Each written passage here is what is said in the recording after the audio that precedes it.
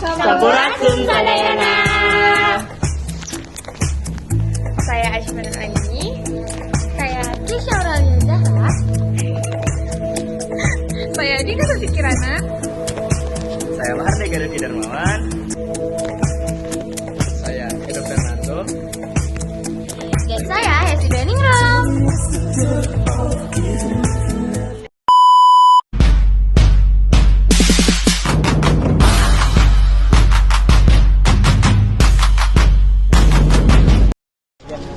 Sampurasun Sadayana.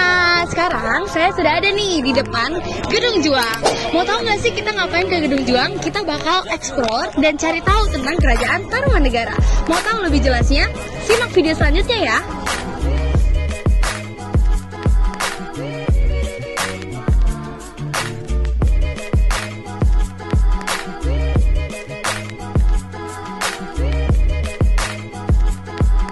Nah, Sadayana, sekarang aku mau bahas nih awal berdirinya Kerajaan Tarumanegara. Para ahli sepakat bahwa di Pulau Jawa, Kerajaan Tarumanegara merupakan salah satu bentuk pengaruh kebudayaan India dari sistem politik dan sistem sosial. Dari sumber yang cukup terbatas, baik sumber dalam negeri atau prasasti dan artefak lainnya, maupun luar negeri, berita-berita dari Cina. Diperkirakan bahwa Kerajaan Tarumanegara berdiri pada abad ke-5 Masehi. Prasasti tinggalan Kerajaan Tarumanegara tersebar di wilayah Jakarta, Pandeglang, Banten, dan Bogor, Jawa Barat.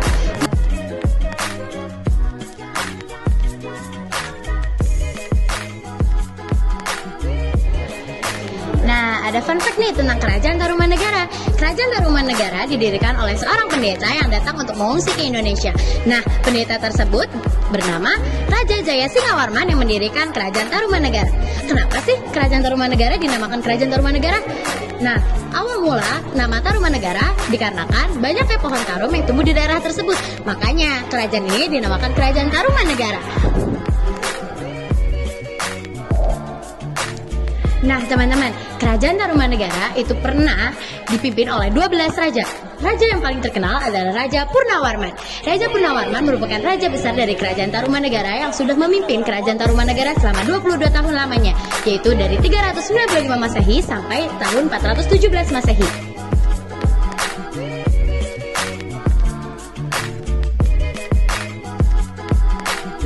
Nah, oke teman-teman, selanjutnya kita akan bahas tentang wilayah kekuasaan Kerajaan Tarumanegara.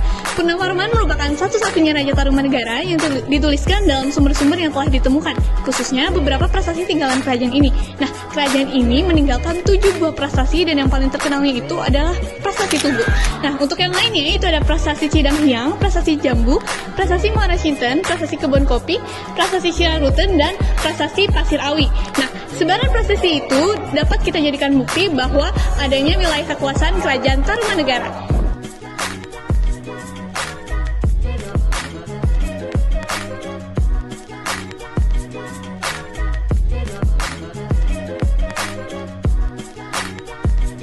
Kekuasaan Kerajaan Tarumanegara.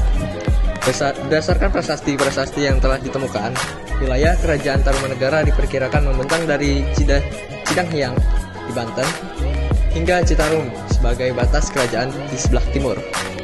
Pusat kekuasaan Kerajaan Tarumanegara belum dapat ditemukan secara pastinya. Menurut perkiraan PT, pusat kerajaan di sekitar Sungai Citarum antara wilayah Batavia dan Karawang. Purbajarakah memperkirakan daerah Sungai Bekasi hingga pusat kekuasaan Kerajaan Tarumanegara, sedangkan Karawang, Bogor, dan Jakarta sebagai wilayah penting Kerajaan Tarumanegara. Nah, pada akhirnya Kerajaan Tarumanegara runtuh pada abad ke-7 Masehi. Kemudian, apa sih faktor-faktor yang menyebabkan runtuhnya Kerajaan Tarumanegara? Di antaranya ada konflik internal, pergeseran kekuasaan, dan serangan dari kerajaan lain.